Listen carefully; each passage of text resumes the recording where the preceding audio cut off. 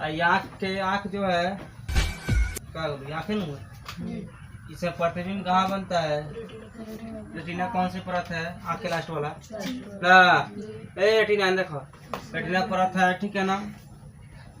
इसलिए मसले से यही नहीं फोकस करना पड़ता है। देखो इसमें क्या होता है, देखो पावर ऑफ एकोमोडेशन सबसे आसान है। ये पावर ऑफ एकोमोडेशन का मतलब होता है कि आँख की ऐसी क्षमता, वह क्षमता जो किसी भी वस्तु को देखने के लिए अपने आप एडजस्ट कर लेता है फोकल लेंथ के, ठीक है ना।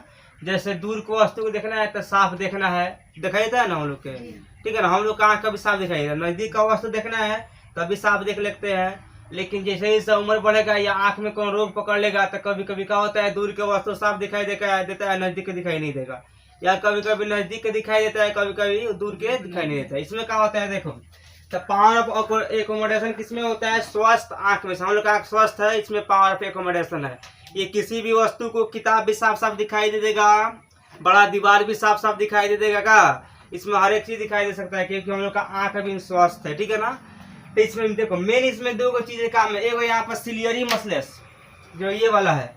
अब सिलियरी मसलस का ही मेन कमाल होता है कि लेंस को मोटा और पतला करना, यही मोटा और पतला करता है, एडजस्ट कर दे, इसको जितना जरूरी है उतना एडजस्ट कर लेता है सिलियरी मसलस। देखो इस टाइप को होता है लेंस। लेंस का होता है लचीला होता है, लेंस है मतलब लचीला लेंस होता है, ठीक ना। इस तरह लेंस होता है, ठीक है। अब इस पर क्या होता है, इस पर भी मसल्स रहता है लगा हुआ, इस पर रहता है सिलियरी मसल्स, इस तरह का रहता है, ठीक है ना। इस तरह उसको पकड़ा हुआ है आँख को। अब क्या होता है, कभी कभी अगर हम लोग को दूर देखना है ना, दूर, तो हम लोग को दूर देखना है तो क्या होता है, इसको सिलियरी मसल इसको थोड़ा तान लेता है, इस तरह करता है, लो दूर देख लो, ठीक है ना, दूर दिखाई देता है। अगर नजदीक देखना है तो इसको इस तरह कर देता है, तो नजदीक दिखाई देता है, ठीक है ना।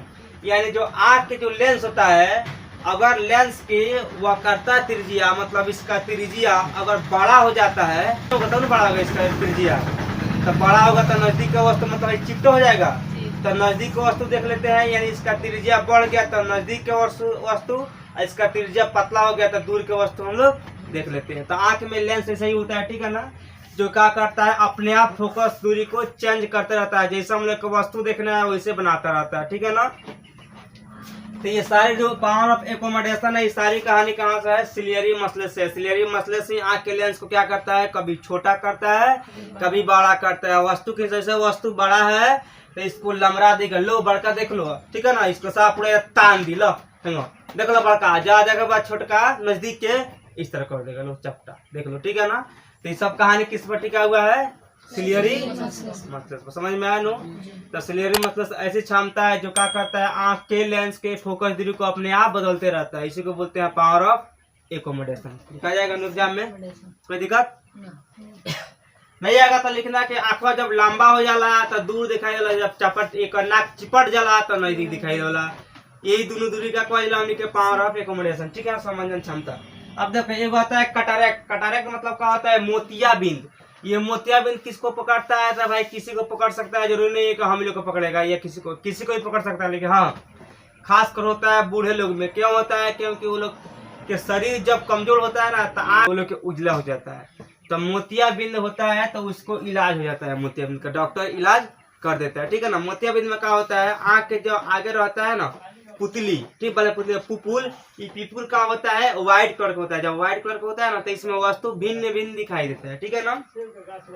यानी वस्तु धुंधला दिखाई देगा, जैसे है ना बैलून, तो बैलून पूरा साफ नहीं दिखाई देगा, ये धुंधला कलर का दिखाई देगा, ठीक है ना। झिझिला झिझिला का कहता है, टीवी में झिझिलाता है, लग रहा है नहीं झिझिलाता है टीवी में, उस तरह झिझिला झिझिला दिखाई देगा, साफ दिखाई नहीं देगा।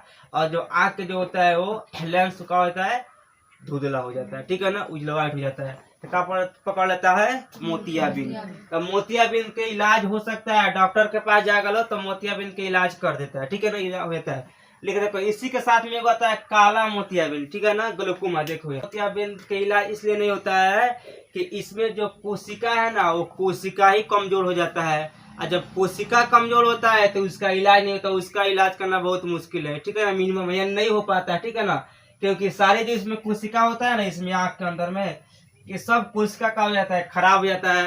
और जब कोशिके खराब हो जाएगा, पता इस बैलून में हम छेद कर दे, कितना हवा बनेंगे तो क्या फूल जाएगा, ना फूलेगा। उस तरह आँख के जो यहाँ पे कोशिका है, जब कोशिके खराब हो जाएगा तो कितना अच्छा उसका एक कोर्निया लगा देंगे तो क्या दिखेगा, नहीं दिखेगा। इसलिए काला मोतियाबिंद का इलाज नहीं होता है। इसका मेन रीजन ये होता है कि कोशिका जो होता है ना, आँख की कोशिका, वो खराब हो जाता है। ठीक है, खराब हो जाए। पकड़ता कौन है, कब है? तो पकड़ता जब है कि अगर हम लोग मोतियाबिंद के इलाज नहीं कराएंगे, इसको छोड़ देंगे, तब चाहे क्या पकड़ लेगा? काला मोतियाबिंद। समझ में आया? मोतियाबिंद के इलाज है, काला मोतियाबिंद के इलाज नहीं है। देखो, एगो अस्पष्ट न्यूनतम दूरी होता है। ठीक है ना, वो अस्पष्ट न्यूनतम मतलब क्या होता है? आँख जहाँ नजदीक जितना दूर तक देख ले, ठीक है ना, उसको बोलते हैं। यहाँ देखो, दूर बिंदु का होता है, यानी हम लोग आँख जहाँ जितना दूर तक साफ साफ देख सकते हैं, उसे क्या बोलते हैं? दूर बिंदु। जहाँ तक साफ साफ देख रहे, अब कहाँ तक साफ साफ? तो अनंत तक। आसमान में तकते हैं तो चांद तारा नहीं दिखाई देता है, तो अनंत तक न है। अगर अनंत आसमान है तो उसको फाड़ के तो ऊपर आदमी देख लेता है, लेकिन वहां तक सीमित है। तो हम लोग आँख जो है, सामान्य आँख के क्या होता है? दूर बिंदु कहाँ तक होता है? अनंत तक। ज्ञान में आता है कि सामान्य आँख के लिए दूर बिंदु कहाँ तक है? तो अनंत तक। ठीक है ना, इसलिए हम लोग का सामान्य आँख है, दूर बिंदु इसका कहाँ तक है? अनंत तक है। ठीक है ना, यानी जहाँ तक साफ साफ देख ले, तो साफ साफ तो हम लोग अनंत तक देख सकते हैं का।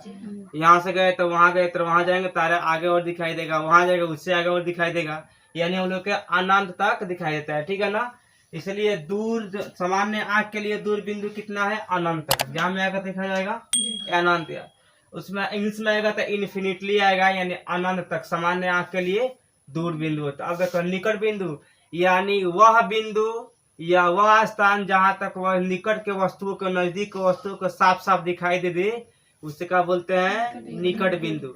हम लोग का वस्तु कहाँ तक साफ साफ देख सकता है? तब 25 सेंटीमीटर तक। ठीक है ना, 25 सेंटीमीटर तक कोई वस्तु को आँख के सामान्य आँख साफ साफ देख सकता है, कोई दिक्कत नहीं है। ठीक है ना, इसलिए अगर एग्जाम में आ जाए कि सामान्य आँख के लिए निकट बिंदु कहाँ तक है? तब 25 सेंटीमीटर। ठीक है ना, और दूर बिंदु कहाँ तक है? अनंत तक। अनंत मतलब कोई इसका दूरी नहीं है का।